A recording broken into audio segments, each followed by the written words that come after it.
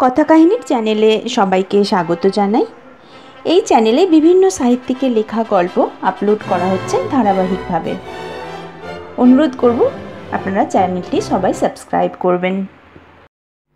এই অডিওতে আমি আপনাদের শ্রী নারায়ণ গঙ্গোপাধ্যায়ের লেখা একটি ছোট গল্প পাঠ করে শোনাব। গল্পের নাম টোপ। সকালে একটা পার্সেল এসে পৌঁছেছে। খুলে দেখি এক জোড়া জুতো।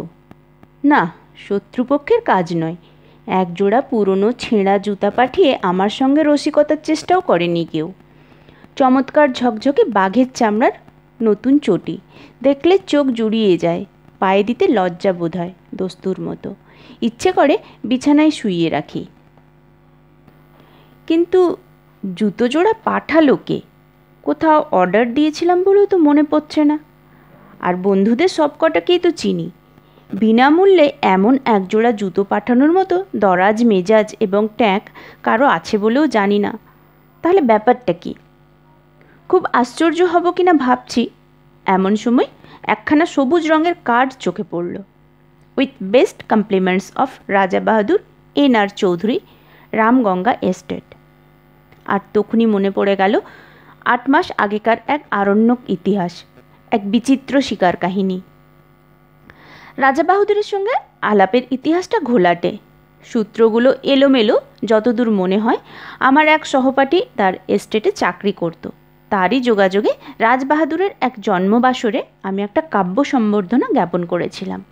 ঈশ্বরগুপ্তের অনুপ্রাস চুরি করে যে প্রশস্তি রচনা করেছিলাম তার 2 লাইন এই রকম: ত্রিভুবন প্রভাকর ওহে প্রভাকর, গুণবান মহিয়ান হে রাজেন্দ্রবর, ভূতলে অতুল কীর্তি রামচন্দ্র সম, অরাতি দমন ওহে তুমি নিরুপম। কাব্যচর্চার ফললাভ হলো একেবারে নগদ নগদ। পড়েছি আকবরের সভাসদ আব্দুর রহিম খান হিন্দি কবি গঙ্গের 4 লাইন কবিতা শুনে 4 লক্ষ টাকা পুরস্কার দিয়েছিলেন। দেখলাম সে নবাবী মেজাজের ঐতিহ্যটা গুণবান মহিয়ান অরাতি দমন মহারাজ এখনও বজায় রেখেছেন। আমার মতো দিনাতি দিনের উপরেও রাজদৃষ্টি পড়ল। তিনি আমাকে ডেকে পাঠালেন, প্রায়ই চা খাওয়াতে লাগলেন। তারপর সামান্য একটা উপলক্ষ করে দামি একটা সোনার হাতঘড়ি উপহার দিয়ে বসলেন এক সময়ে। সেই থেকে রাজা বাহাদুর সম্পর্কে অত্যন্ত কৃতজ্ঞ হয়ে আছি আমি।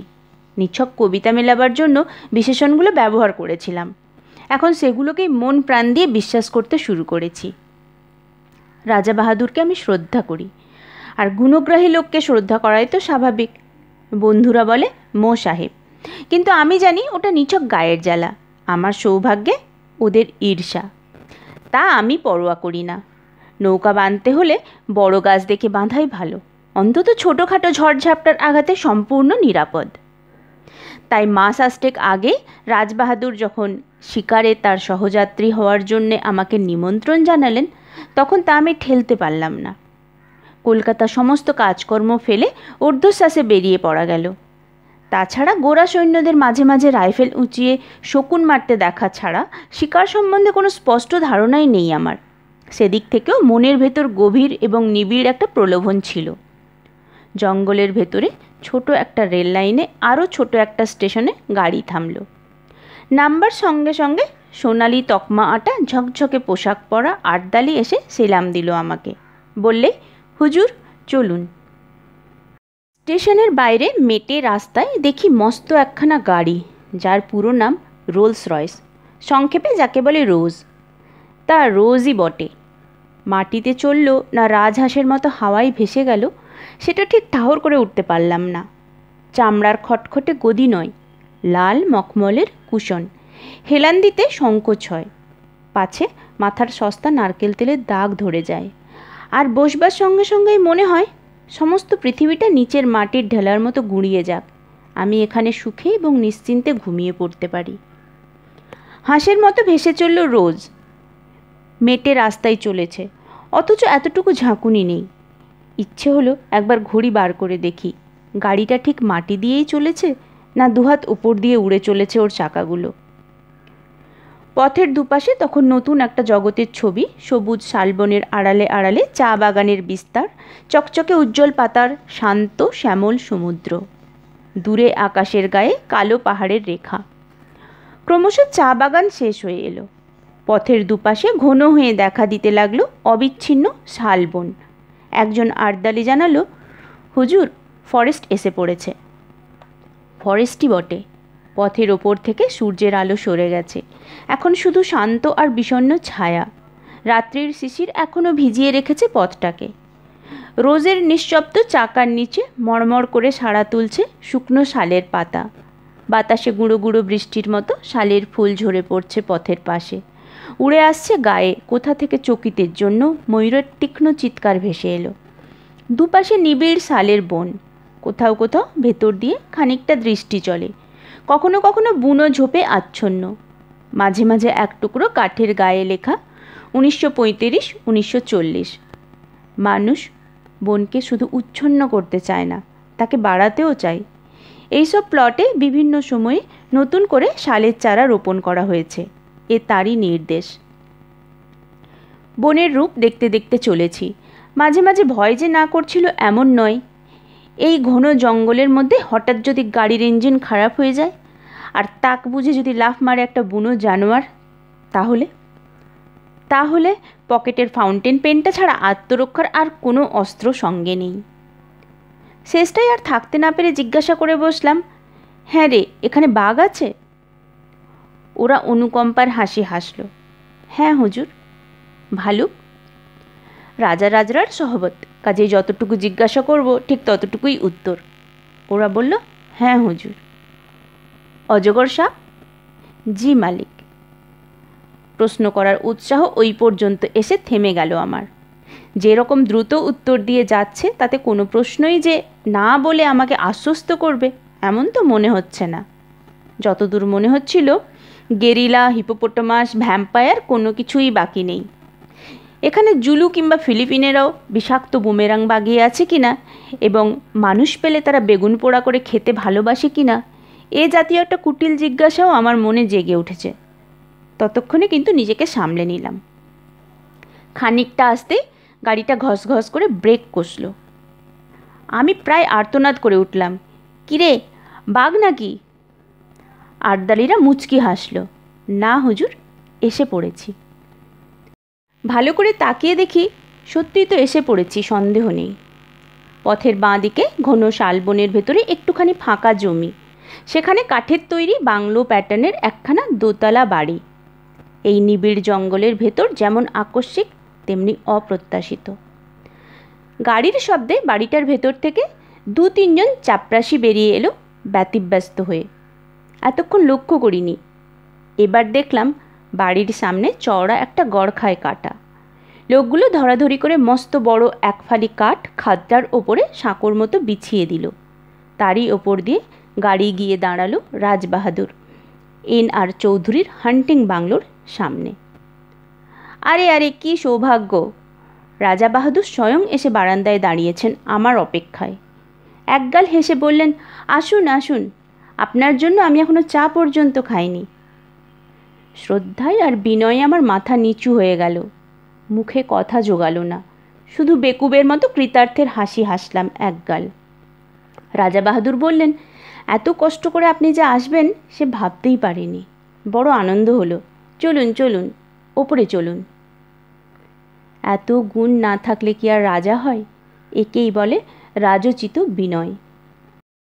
রাজা বাহাদুর বললেন, আগে স্নান করে রিফ্রেশড হয়ে আসুন। টি ইজ গেটিং রেডি। বয়, সাহেবকে গোসলখানা মেলে যাও।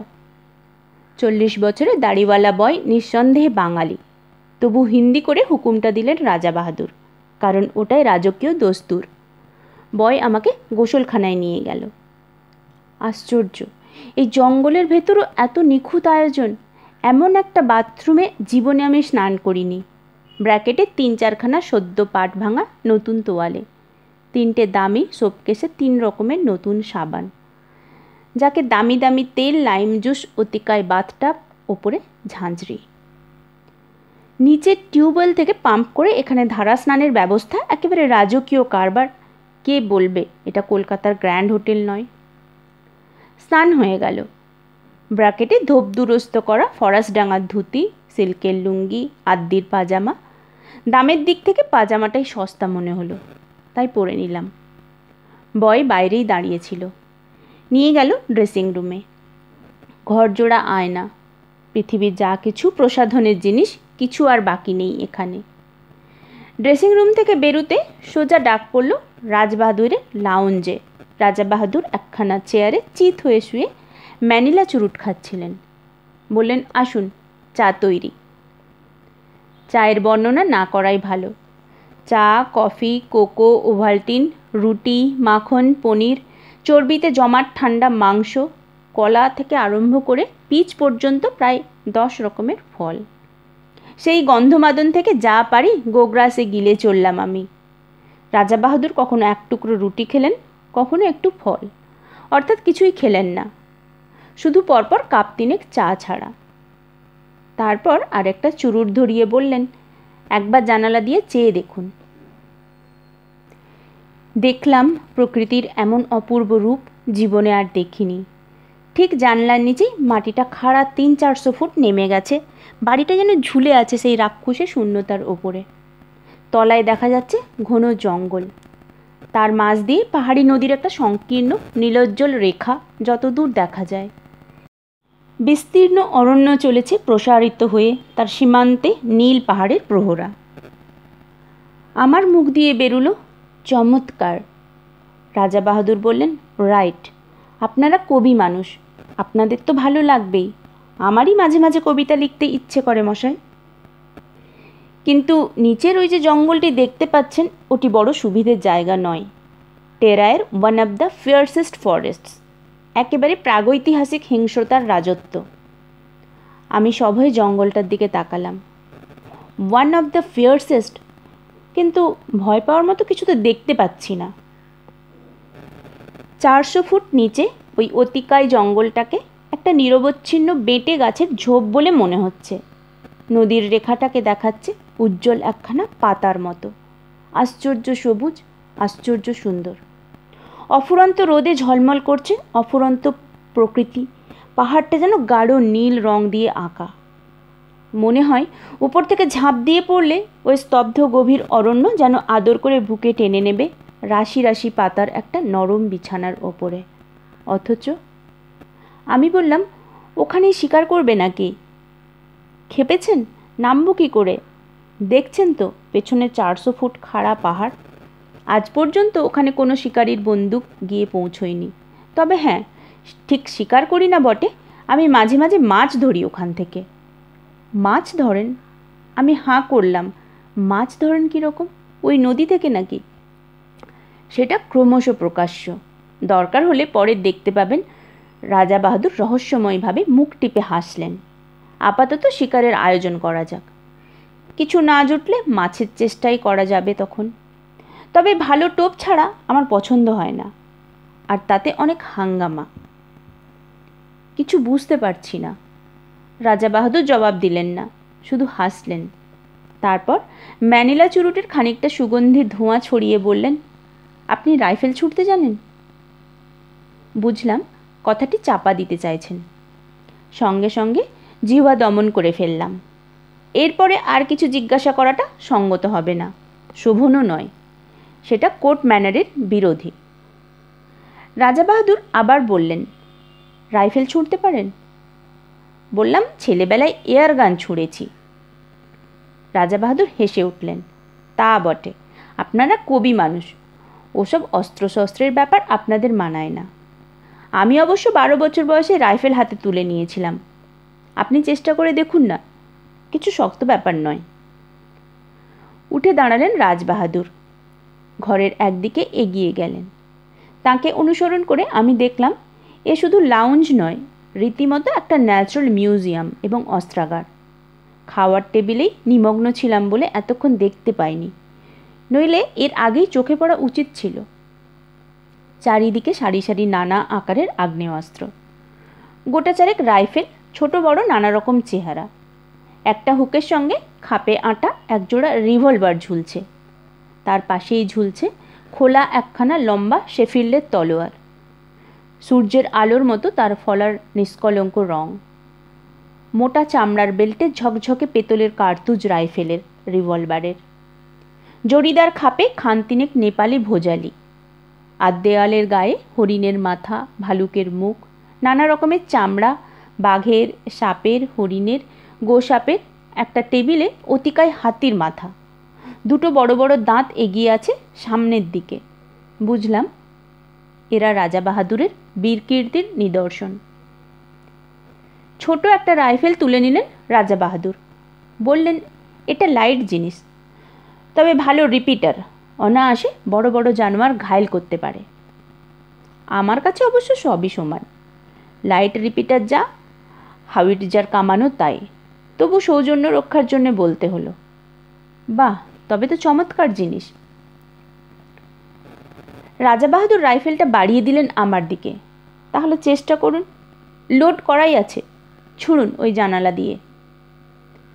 আমি সভয়ে 3 পা পিছিয়ে গেলাম। জীবনে বেকুবি অনেক করেছি, কিন্তু তার পরিমাণটা আর বাড়াতে প্রস্তুত নই। যুদ্ধ ফেরত এক বন্ধুর মুখে তার রাইফেল ছোঁড়ার প্রথম অভিজ্ঞতা শুনেছিলাম। পড়ে গিয়ে পা ভেঙে নাকি তাকে 1 মাস বিছানায় শুয়ে থাকতে হয়েছিল। নিজেকে যতদূর জানি, আমার ফাঁড়া শুধু পা ভাঙার ওপর দিয়েই কাটবে বলে মনে হয় না।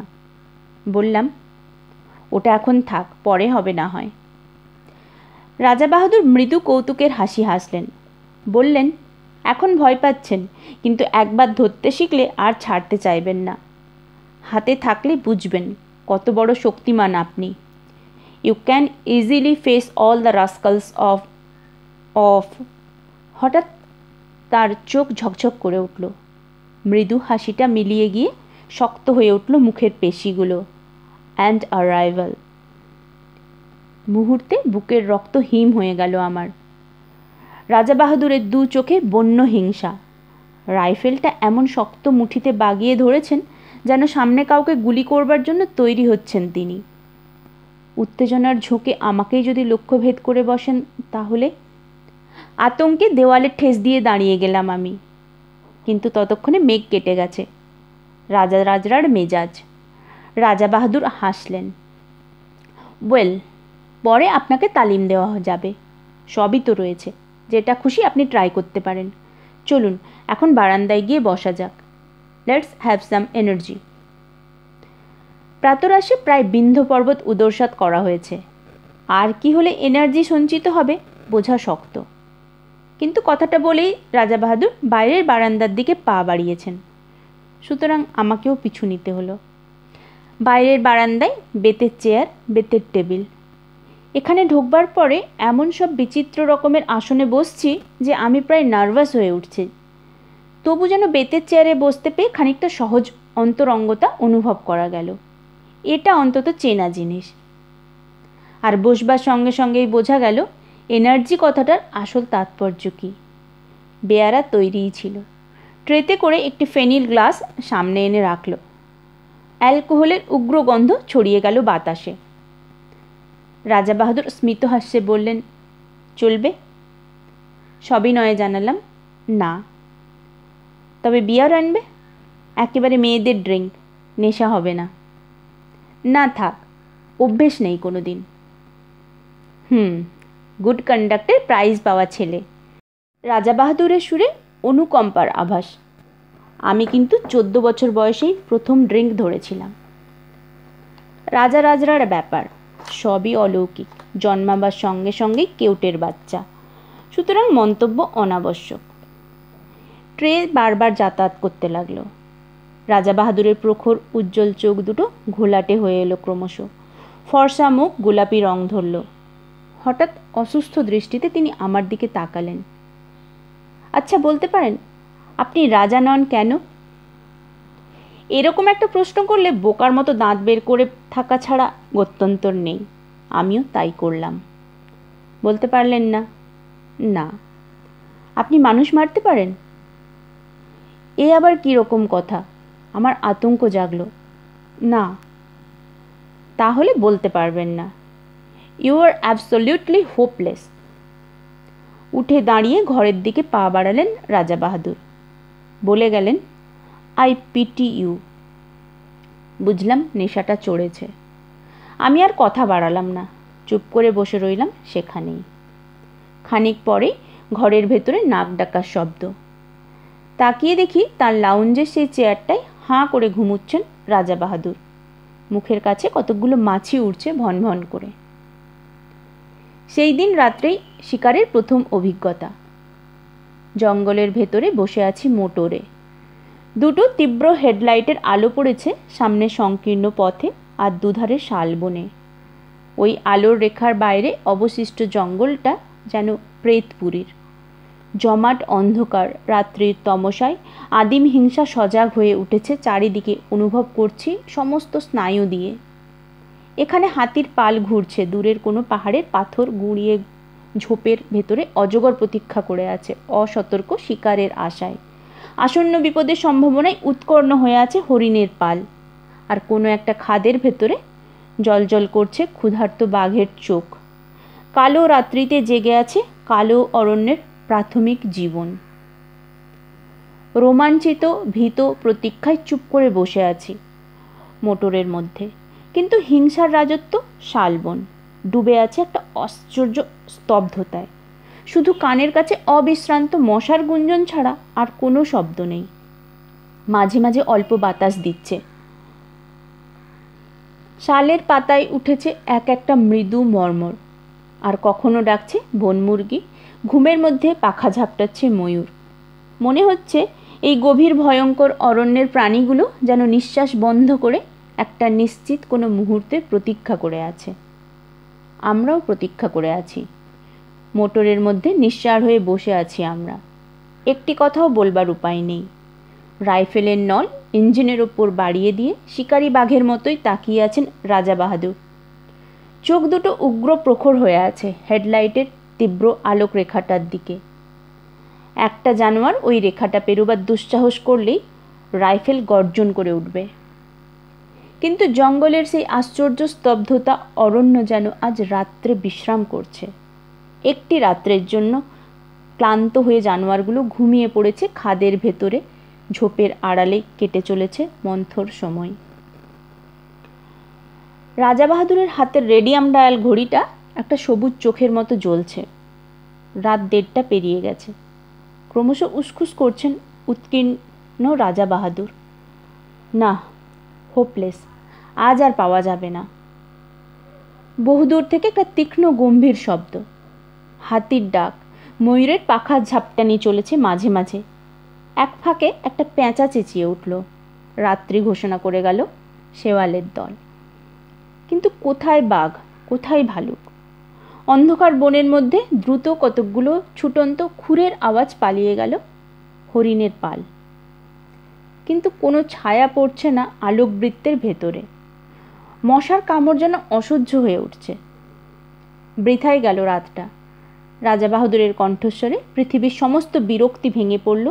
ডেভিল লাক। সিটের পাশ থেকে একটা ফ্লাস্ক তুলে নিয়ে ঢকঢক করে ডাললেন গলাতে। ছড়িয়ে পড়ল হুইস্কির কটু গন্ধ। Thank heavens. রাজা বাহাদুর হঠাৎ নড়ে বসলেন সচকিত হয়ে। নক্ষত্র বেগে হাতটা চলে গেল রাইফেলের ট্রিগারে। শিকার এসে পড়েছে। আমিও দেখলাম। বহুদূর থেকে আলোর রেখাটার ভেতরে কি একটা জানোয়ার দাঁড়িয়ে আছে স্থির হয়ে। এমন একটা জোরালো চোখে পড়াতে কেমন দিশেহারা হয়ে গেছে। তাকিয়ে আছে এই দিকেই। দুটো জোনাকির বিন্দুর মতো চিকচিক করছে তার চোখ। ড্যাম। রাইফেল থেকে হাত সরিয়ে নিলেন রাজা বাহাদুর। কিন্তু পর মুহূর্তেই চাপা উত্তেজিত গলায় বললেন, থাক, আজ ছুঁচোই মারব। দুম করে রাইফেল গর্জন করে উঠল। কানে তালা ধরে গেল আমার। বারুদের গন্ধে বিস্বাদ হয়ে উঠল নাসারন্ধ্র। অব্যর্থ লক্ষ্য রাজা বাহাদুরের। পড়েছে জানোয়ারটা। ড্রাইভার বললে, তুলে আনবো হুজুর? বিকৃত মুখে রাজা বাহাদুর বললেন, কি হবে? গাড়ি ঘোড়াও। রেডিয়াম ডায়ালের সবুজ আলোয় রাত 3টে। গাড়ি ফিরে চলল হান্টিং বাংলোর দিকে। একটা ম্যানিলা চুরুট ধরিয়ে রাজা বাহাদুর আবার বললেন, ড্যাম। কিন্তু কি আশ্চর্য জঙ্গল যেন রসিকতা শুরু করেছে আমাদের সঙ্গে। দিনের বেলা অনেক চেষ্টা করেও দুটো একটা বন মুরগি ছাড়া আর কিছু পাওয়া গেল না। এমনকি একটা হরিণ পর্যন্ত নয়। নাইট শুটিংয়ে সেই অবস্থা। পরপর 3 রাত্রে জঙ্গলের নানা জায়গায় গাড়ি থামিয়ে চেষ্টা করা হলো। কিন্তু নগদ লাভ যা ঘটল তা অমানসিক মশার কামড়। জঙ্গলের হিংস্র জন্তুর সাক্ষাৎ মিলল না বটে, কিন্তু মশাগুলো চিনতে পারা গেল। এমন সাংঘাতিক মশা যে পৃথিবীর কোথাও থাকতে পারে, এতদিন এ ধারণা ছিল না আমার। তবে মশার কামড়ের ক্ষতিপূরণ চলতে লাগলো গন্ধমাদন উজাড় করে। সত্যি বলতে কি, শিকার করতে না পারলেও মনের দিক থেকে বিন্দুমাত্র ক্ষোভ ছিল না আমার। জঙ্গলের ভেতরে এমন রাজসূয় যজ্ঞের আয়োজন কল্পনারও বাইরে। জীবনে এমন দামি খাবার কোনোদিন মুখে তুলিনি, এমন চমৎকার বাথরুমে স্নান করিনি কখনো। এত পুরু জাজিমের বিছানায় শুয়ে অস্বস্তিতে প্রথম দিন তো ঘুমোতেই পারিনি। নিবিড় জঙ্গলের নেপথ্যে গ্র্যান্ড হোটেলের স্বাচ্ছন্দ্যে দিন কাটাচ্ছি। শিকার না হলেও কণামাত্র ক্ষতি নেই আমার। প্রত্যেক দিনই লাউঞ্জে চা খেতে খেতে 400 ফুট নিচেকার ঘন জঙ্গলটার দিকে চোখ পড়ে। সকালের আলোয় উদ্ভাসিত শ্যামলতা দিগন্ত পর্যন্ত বিস্তীর্ণ হয়ে আছে অপরূপ প্রসন্নতায়। One of the fiercest forest. বিশ্বাস হয় না। তাকিয়ে তাকিয়ে দেখি বাতাসে আকার অবয়বহীন পত্রাবরণ সবুজ সমুদ্রের মতো দুলছে, চক্র দিচ্ছে পাখির দল। এখান থেকে মৌমাছির মতো দেখায় পাখিগুলোকে। জানালার ঠিক নিচেই ইস্পাতের ফলার মতো পাহাড়ি নদীটা নীলিমোজ্জ্বল রেখা, দুটো একটা নুড়ি ঝকমক করে মণিখণ্ডের মতো, বেশ লাগে। তারপরেই চমক ভাঙে আমার। তাকিয়ে দেখি ঠোঁটের কোণে ম্যানিলা চুরুট পুড়ছে। অস্থির চঞ্চল পায়ে রাজা বাহাদুর ঘরের ভেতরে পায়চারি করছেন। চোখে মুখে একটা চাপা আক্রোশ, ঠোঁট দুটোই নিষ্ঠুর কঠিনতা। কখনো একটা রাইফেল তুলে নিয়ে বিরক্তিভরে নামিয়ে রাখেন, কখনো ভোজালি তুলে নিয়ে নিজের হাতের ওপর ফলাটা পরীক্ষা করেন, সেটার ধার আবার কখনো বা জানালার সামনে খানিকক্ষণ স্থির দৃষ্টিতে তাকিয়ে থাকেন নিচের জঙ্গলটার দিকে। আজ 3 দিন থেকে উল্লেখযোগ্য একটা কিছু স্বীকার করতে পারেননি। ক্ষোভে তার দাঁতগুলো কড়মড় করতে থাকে। তারপরেই বেরিয়ে যান এনার্জি সংগ্রহের চেষ্টায়। বাইরের বারান্দায় গিয়ে হাঁক দেন, পেগ। কিন্তু পরের পয়সায় রাজভোগ খেয়ে এবং রাজোচিত বিলাস করে বেশি দিন কাটানো আর সম্ভব নয় আমার পক্ষে। রাজবাহাদুরের অনুগ্রহ একটি দামি জিনিস বটে, কিন্তু কলকাতায় আমার ঘর সংসার আছে, একটা দায়িত্ব আছে তার। সুতরাং 4র্থ দিন সকালে কথাটা আমাকে পাড়তে হলো। বললাম, এবার আমাকে বিদায় দিন তাহলে। রাজা বাহাদুর সবে 4র্থ পেগে চুমুক দিয়েছেন তখন। তেমনি অসুস্থ আর রক্তাক্ত চোখে আমার দিকে তাকালেন। বললেন, আপনি যেতে চান? হ্যাঁ, কাজকর্ম রয়েছে, কিন্তু আমার শিকার আপনাকে দেখাতে পারলাম না। সে না হয় আর একবার হবে। চাপা ঠোঁটের ভেতরেই একটা গম্ভীর আওয়াজ করলেন রাজা বাহাদুর। আপনি ভাবছেন আমার ওই রাইফেলগুলো দেওয়ালে ওইসব শিকারের নমুনা, ওগুলো সব ফলস? আমি সন্ত্রস্ত হয়ে বললাম, না না, তা কেন ভাবতে যাব? শিকার তো খানিকটা অদৃষ্টের ব্যাপার। অদৃষ্টকেও বদলানো চলে। রাজা বাহাদুর উঠে পড়লেন, আমার সঙ্গে আসুন। দুজনে বেরিয়ে এলাম। রাজা বাহাদুর আমাকে নিয়ে এলেন হান্টিং বাংলোর পেছন দিকটাতে, ঠিক সেখানে যার 400 ফুট নিচে টেরাইয়ের অন্যতম হিংস্র অরণ্য বিস্তীর্ণ হয়ে আছে। এখানে আসতে আরেকটা নতুন জিনিস চোখে পড়ল। দেখি কাঠের একটা রেলিং দেওয়া সাঁকোর মতন জিনিস, সেই সীমাহীন শূন্যতার ওপরে প্রায় 15 মোল হাত প্রসারিত হয়ে আছে। তার পাশে দুটো বড় বড় কাঠের চাকা, তাদের সঙ্গে 2 জোড়া মোটা কাছি জড়ানো। ব্যাপারটা কি ঠিক বুঝতে পারলাম না। আসুন। রাজা বাহাদুর সেই ঝুলন্ত সাঁকোটার ওপরে গিয়ে দাঁড়ালেন। আমিও গেলাম তার পেছনে পেছনে। একটা আশ্চর্য বন্দোবস্ত। ঠিক সাঁকোটার নিচেই পাহাড়ি নদীটার রেখা, নুড়ি মেশানো সংকীর্ণ বালুতট তার দুপাশে, তাছাড়া জঙ্গল আর জঙ্গল। নিচে তাকাতে আমার মাথা ঘুরে উঠল। রাজা বাহাদুর বললেন, জানেন এসব কি? না। আমার মাছ ধরবার বন্দোবস্ত। এর কাজ খুব গোপনে, নানা হাঙ্গামা আছে, কিন্তু অব্যর্থ। ঠিক বুঝতে পারছি না। আজ রাত্রেই বুঝতে পারবেন। শিকার দেখাতে আপনাকে ডেকে এনেছি। নতুন একটা শিকার দেখাবো, কিন্তু কোনোদিন এর কথা কারো কাছে প্রকাশ করতে পারবেন না। কিছু না বুঝেই মাথা নাড়লাম। না। তাহলে আজ রাতটা অবধি থাকুন, কাল সকালেই আপনার গাড়ির ব্যবস্থা করব। রাজা বাহাদুর আবার হান্টিং বাংলোর সম্মুখের দিকে এগোলেন। কাল সকালের পর এমনিতেই আপনার আর এখানে থাকা চলবে না। একটা কাঠের সাঁকো, দুটো কপিকলের মতো জিনিস, মাছ ধরার ব্যবস্থা কাউকে বলা যাবে না এবং কাল সকালেই চলে যেতে হবে। সবটা মিলিয়ে যেন রহস্যের খাসমহল একেবারে আমার কেমন এলোমেলো লাগতে লাগলো সমস্ত। কিন্তু ভালো করে জিজ্ঞাসা করতে পারলাম না। রাজা বাহাদুরকে বেশি প্রশ্ন করতে কেমন অস্বস্তি লাগে আমার, অনধিকার চর্চা মনে হয়। বাংলোর সামনে 3-4টে ছোট ছোট নোংরা ছেলে মেয়ে খেলা করে বেড়াচ্ছে। হিন্দুস্থানি কিপারটার বেওয়ারিশ সম্পত্তি। কিপারটাকে সকালে রাজা বাহাদুর শহরে পাঠিয়েছেন। কিছু দরকারি জিনিসপত্র কিনে কাল সে ফিরবে। ভারী বিশ্বাসী আর অনুগত লোক। মাতৃহীন ছেলে মেয়েগুলো সারাদিন হুটোপাটি করে ডাক বাংলোর সামনে রাজবাহাদুর বেশ অনুগ্রহের চোখে দেখেন ওদের। দোতলার জানালা থেকে পয়সা, রুটি কিংবা বিস্কুট ছুঁড়ে দেন। নিচে ওরা সেগুলো নিয়ে কুকুরের মতো লোফালুফি করে। রাজা বাহাদুর তাকিয়ে তাকিয়ে দেখেন সকৌতুকে। আজও ছেলে মেয়েগুলো হুল্লোড় করে তার চারিপাশে এসে ঘিরে দাঁড়ালো। বললে, হুজুর সেলাম। রাজা বাহাদুর পকেটে হাত দিয়ে কতকগুলো পয়সা ছড়িয়ে দিলেন। ওদের ভেতরে হরির লুঠের মতো কাড়াকাড়ি পড়ে গেল। বেশ ছেলে মেয়েগুলি, 2 থেকে 8 বছর পর্যন্ত বয়স। আমার ভারী ভালো লাগে ওদের। আরণ্যক জগতের শাল শিশুদের মতো সতেজ আর জীবন্ত প্রকৃতির ভেতর থেকে প্রাণ আহরণ করে যেন বড় হয়ে উঠেছে। সন্ধ্যায় ডিনার টেবিলে বসে আমি বললাম, আজ রাত্রে মাছ ধরবার কথা আছে আপনার। চোখের কোণা দিয়ে আমার দিকে তাকালেন রাজা বাহাদুর। লক্ষ্য করেছি আজ সমস্ত দিন বড় বেশি মদ খাচ্ছেন আর ক্রমাগত চুরুট টেনে চলেছেন। ভালো করে আমার সঙ্গে কথা পর্যন্ত বলেননি। ভেতরে ভেতরে কিছু একটা ঘটে চলেছে তার।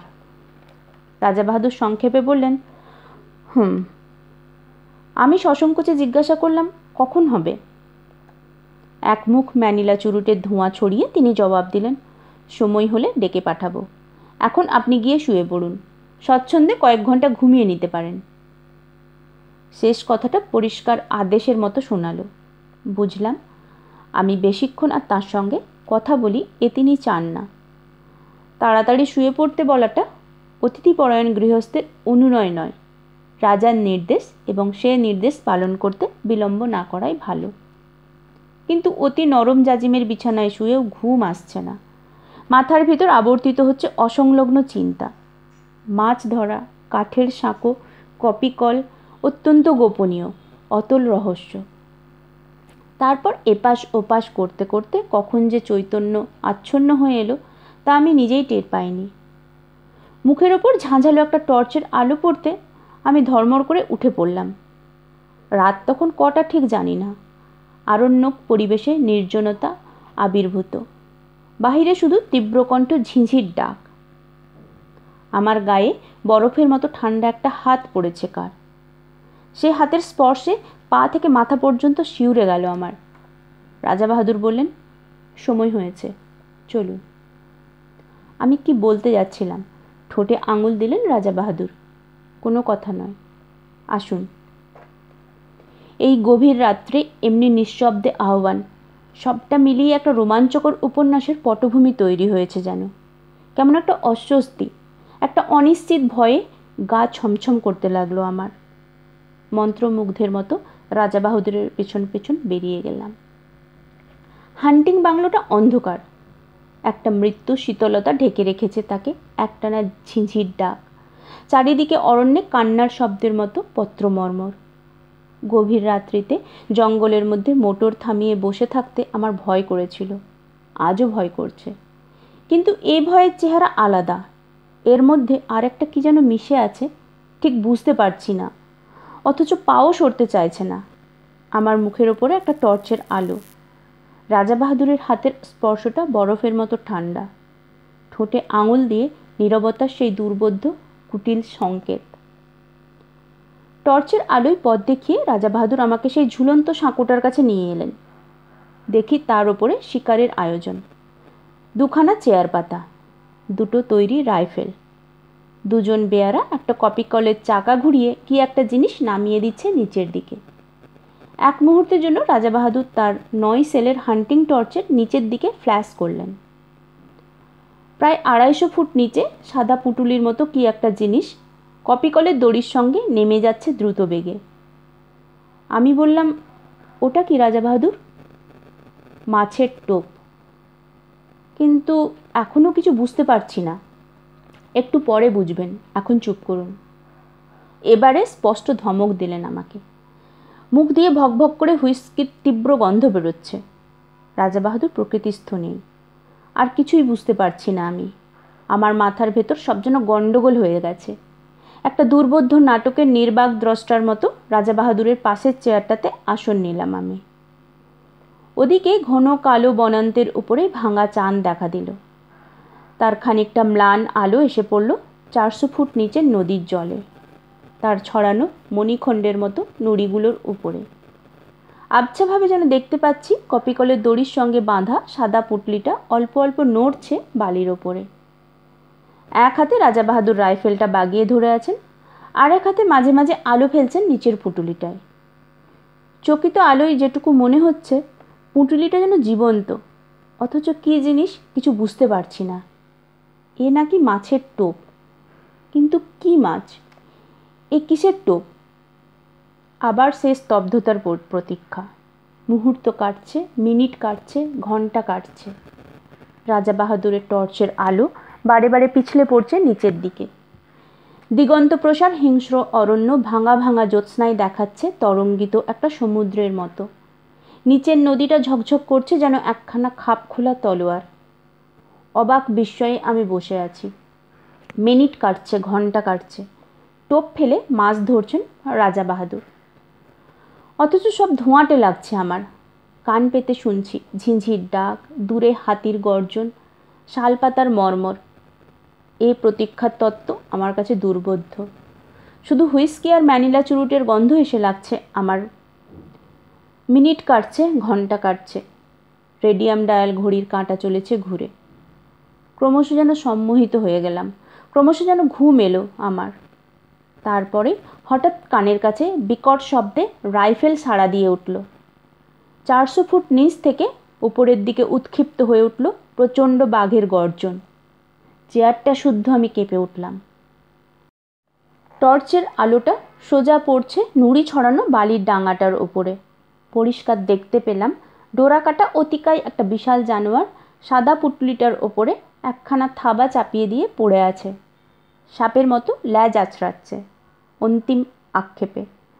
ওপর থেকে ইন্দ্রের বজ্রের মতো অব্যর্থ গুলি গিয়ে লেগেছে তার মাথায়।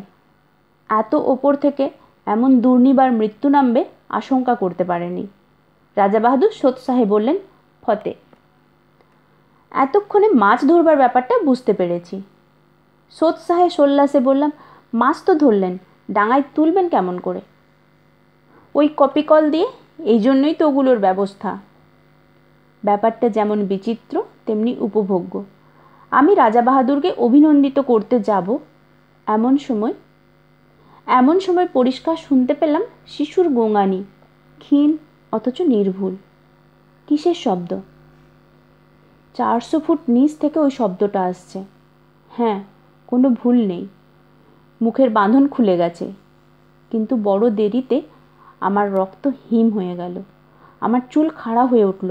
আমি পাগলের মতো চিৎকার করে উঠলাম, রাজা বাহাদুর, কিসের টোপ আপনার? কি দিয়ে আপনি মাছ ধরলেন? চুপ! একটা কালো রাইফেলের নল আমার বুকে ঠাকালেন রাজা বাহাদুর। তারপরেই আমার চারিদিকে পৃথিবীটা পাক খেতে খেতে হাওয়ায় গড়া একটা বুদবুদের মতো শূন্যে মিলিয়ে গেল। রাজা বাহাদুর জাপটে না ধরলে 400 ফুট নিচেই পড়ে যেতাম হয়তো। কিপারের একটা বেওয়ারিশ ছেলে যদি জঙ্গলে হারিয়ে গিয়ে থাকে তা অস্বাভাবিক নয়, তাতে কারো ক্ষতি নেই। কিন্তু প্রকাণ্ড রয়্যাল বেঙ্গল মেরেছিলেন রাজা বাহাদুর লোককে ডেকে দেখানোর মতো। তাই 8 মাস পরে এই চমৎকার চটিজোড়া উপহার এসেছে। 8 মাস আগেকার সে রাত্রি এখন স্বপ্ন হয়ে যাওয়াই ভালো। কিন্তু এই চটিজোড়া অতি মনোরম। পায়ে দিয়ে একবার হেঁটে দেখলাম, যেমন নরম তেমনি আরাম। শ্রী নারায়ণ গঙ্গোপাধ্যায়ের লেখা ছোট গল্প টোপ এর পাঠ এখানেই শেষ হলো। পরের অডিওতে নতুন গল্প নিয়ে ফিরে আসব। শুনতে থাকুন, সঙ্গে থাকুন। ধন্যবাদ।